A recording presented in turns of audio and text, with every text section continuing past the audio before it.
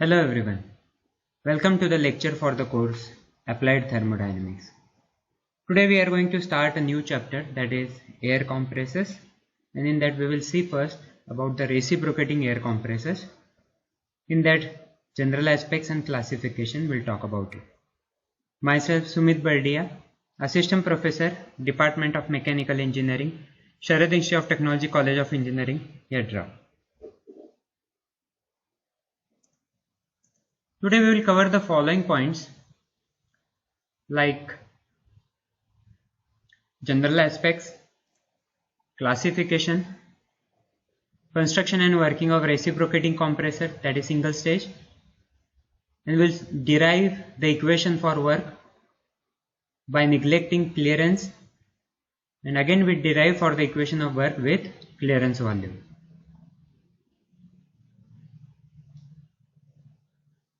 Now general aspects, in that the compressed air finds application in various fields such as for powering small engines, operating tools in factories, operating drills and hammers in road buildings, excavating, tunneling and mining, starting diesel engines, and operating brakes on buses, trucks and trains. So there we find applications of compressed air. So if we need a high pressurized air, we don't have any option to go for air compressor.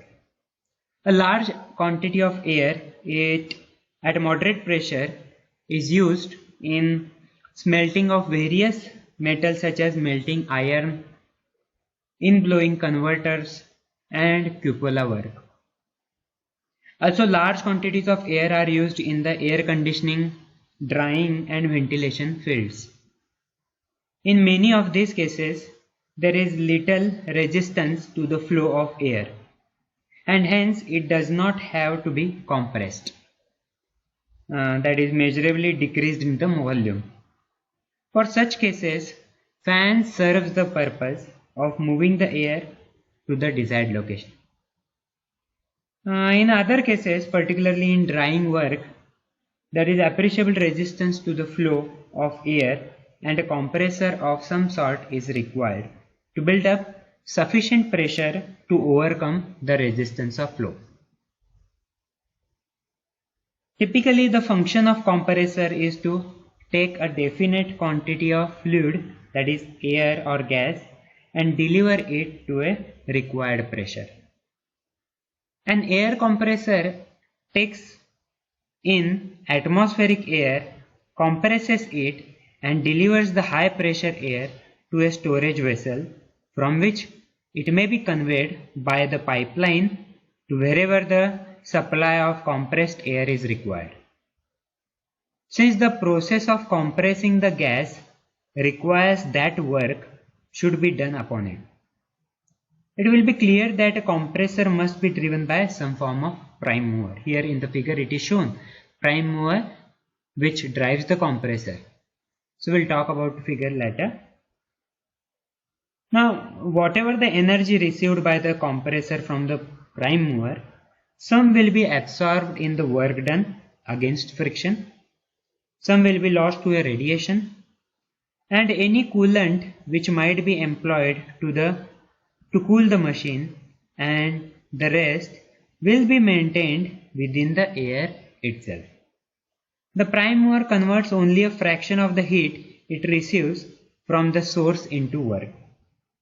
And so far as the compressor alone is concerned, the energy which it receives is that which is available at the shaft of the prime mover. Okay, now here the figure shows prime mover which drives the compressor, work is supplied to the compressor and heat is rejected from the prime mover and heat is again supplied from the atmosphere itself. Now in the compressor, heat to the radiation and coolant. Low pressure air is converted into high pressurized, that is compressed air, that we are getting here. So this figure will clear your idea regarding the compressor working, how the compressor works, how it converts the low pressure air from the atmosphere to the high pressurized air.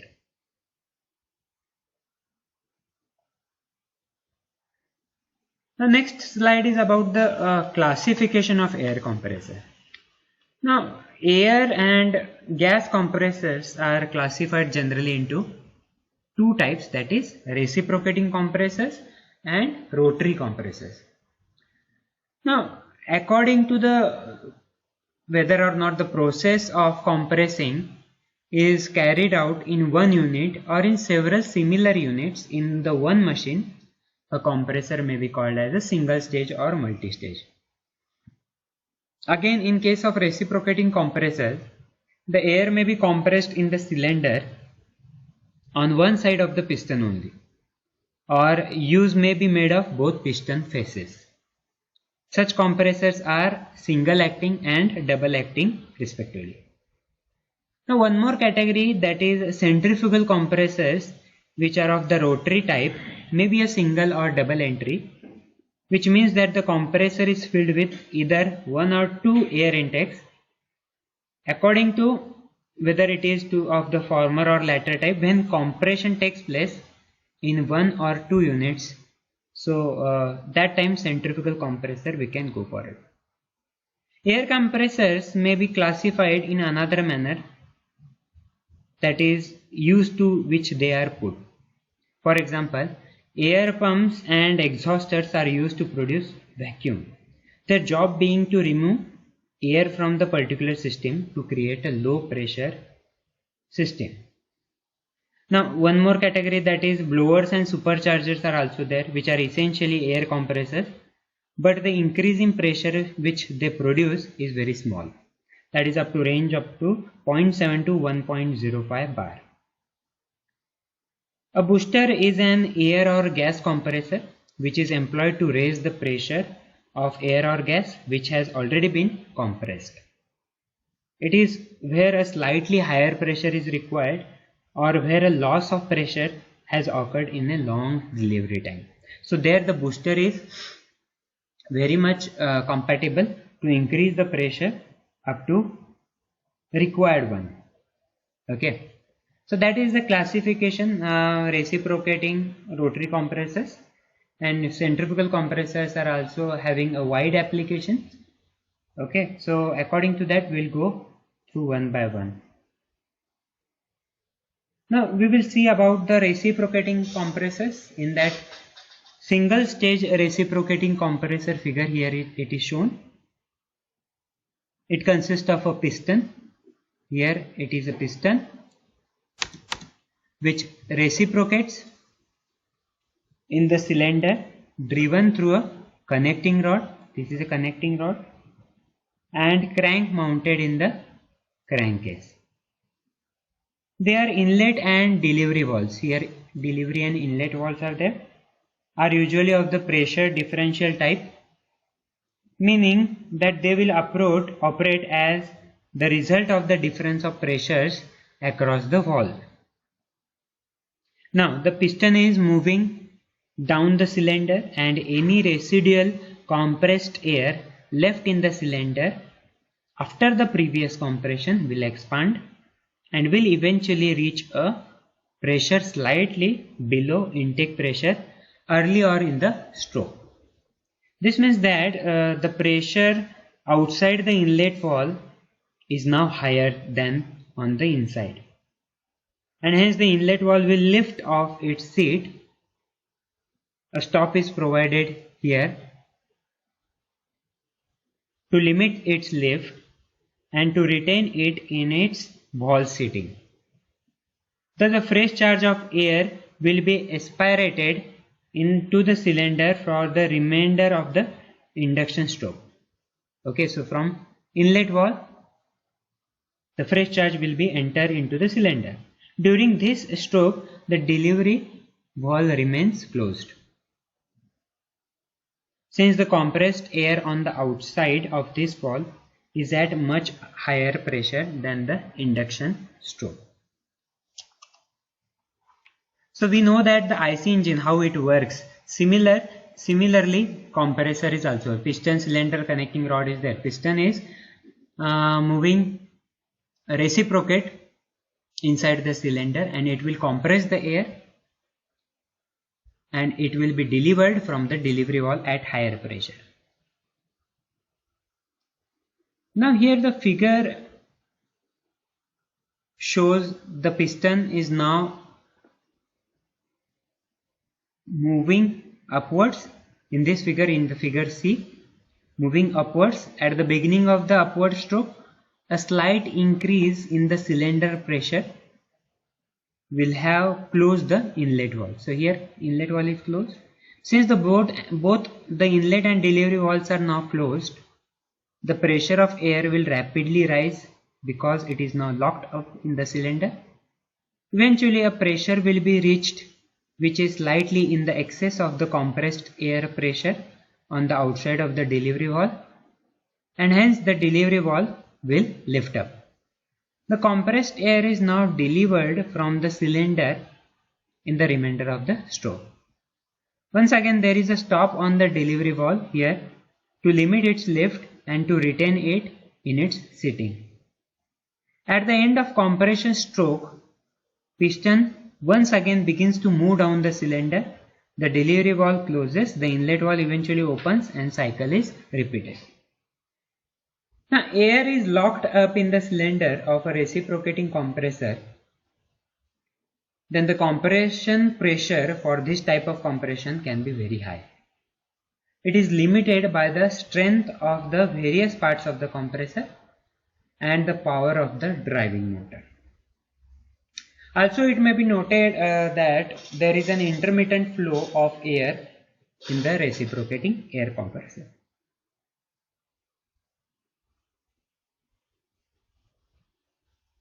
Now we'll go through the derivation, which will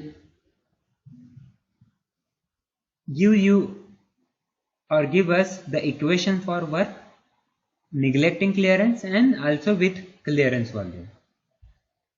Now here a PV diagram and TS diagram is shown here. Now if we see here operation 4 to 1, we'll start from 4 to 1. The volume of air V1 is aspirated or entered into the compressor at pressure P1 and temperature T1. So that point 1.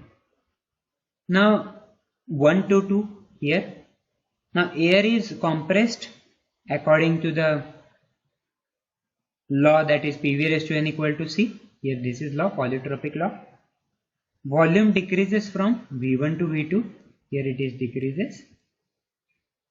And temperature increases from T1 to T2. Here the temperature is increased. Okay. So that is 1 to 2.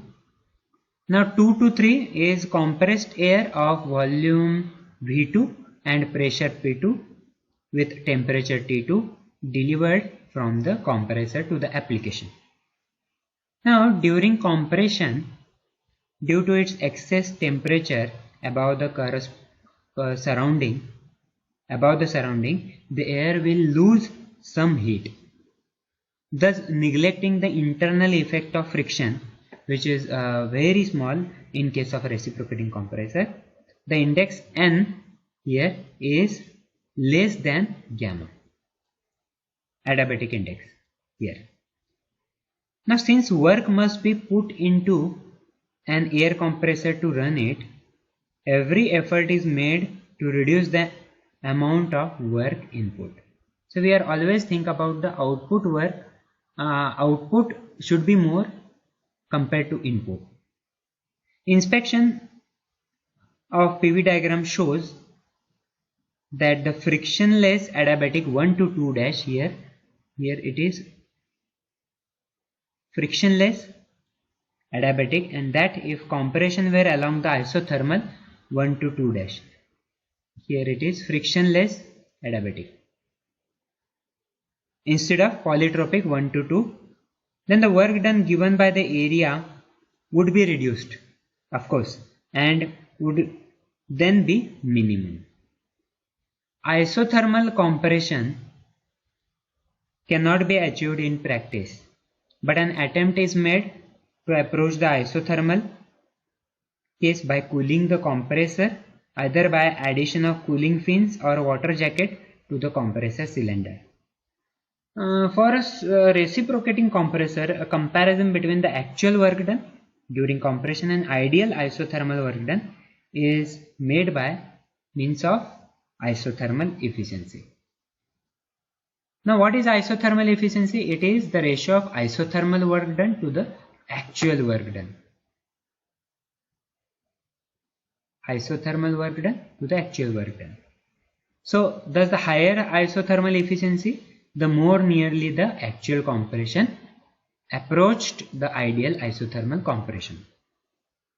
Now total shaft work done by cycle per cycle, that is W area 4 1 2 3 4. Now here 4 1 2 3 4. So that will be the total shaft work. Okay. What is W then? Area under 4 1. Here this area 4 1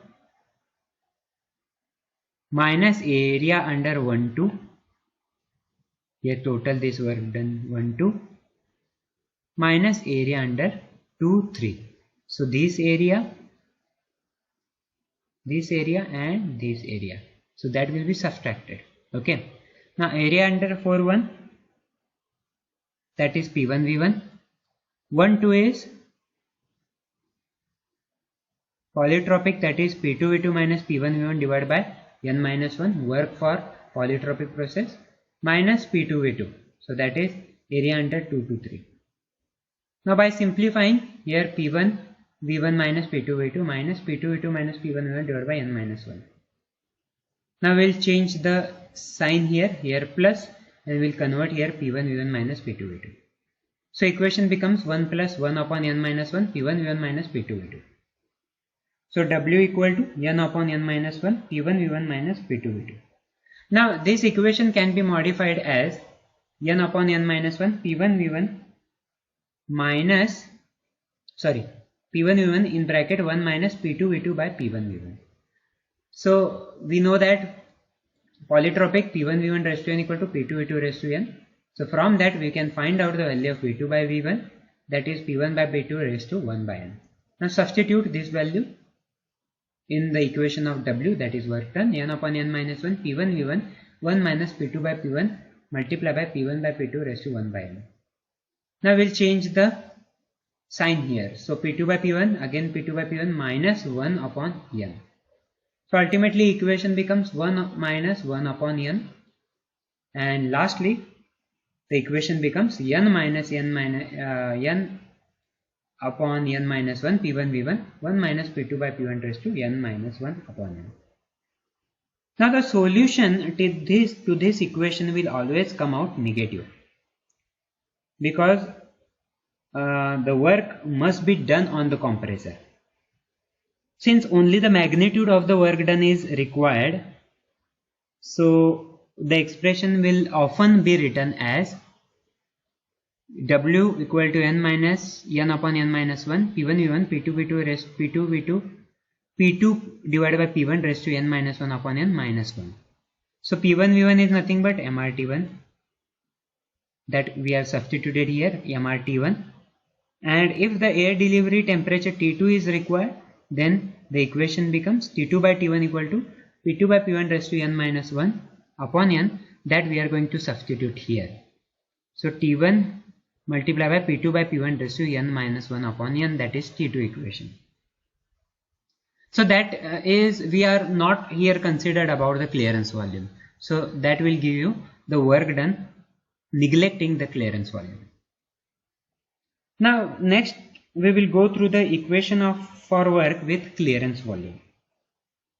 Okay, now in practice all the reciprocating compressors will have a clearance volume. No machine, no compressor having don't have the clearance volume. All compressors have clearance volume, and the clearance volume is that is volume which remains in the cylinder after the piston has reached the end of its inward stroke, that is we are calling as TDC, top dead center. When it reaches to a piston reaches to a top dead center, above that whatever the volume is kept left, that means it is nothing but clearance volume. Now here from figure At point 1, here, the cylinder is full of intake air, volume V1, and the piston is about to commence the compression stroke. Piston is going to start a compression stroke from point 1. So air is compressed polytropically according to the law PV raised to N equal to C to a delivery pressure P2 and volume V2. Here volume V2. At point 2, the delivery valve theoretically opens, and for the remainder of the stroke 2 to 3, the compressed air is delivered from the cylinder. At 3 point, piston has reached the end of its inward stroke and so on. Delivery of compressed air ceases at point 3. V3 is the clearance volume and is filled at this stage with the compressed air.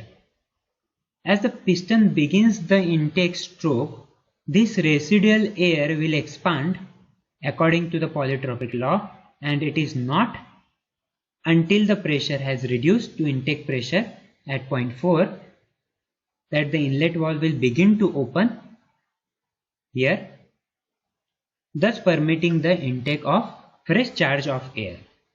For the remainder of the intake stroke, a fresh charge is taken into the cylinder. Now this volume V1 minus V4 is effective swept volume. Okay. Now how to calculate the work done? Now work done is nothing but the net area 1, 2, 3, 4, 1. 1, 2, 3, 4, 1 net area equal to area 51265 51265, okay, minus area 54365 54365. So that area will be reduced or subtracted. Okay. Now the equation will be W equal to N upon N minus 1 P1 V1 P2 E2 raised to N minus 1 upon N minus 1 minus N upon N minus 1 P4 V4 P3 by P4 raised to N minus 1 upon N minus 1. Now here but P4 equal to P1 and P3 equal to P2. Okay. Now the equation will become here P3 by P4 is nothing but P2 by P1. Now by simplifying the equation, we are getting N upon N minus 1 W, N upon N minus 1 P1 V1 minus V4 in bracket P2 by P1 raised to N minus 1 upon N minus 1. So that equation will give you the work done with considering clearance volume. Okay. So that you need to understand, both neglecting and considering the clearance volume, how the work done will be there, or what is the equation for work done for a single stage compressor. Okay, so we will stop here. We will continue the same chapter in the next lecture. Thank you.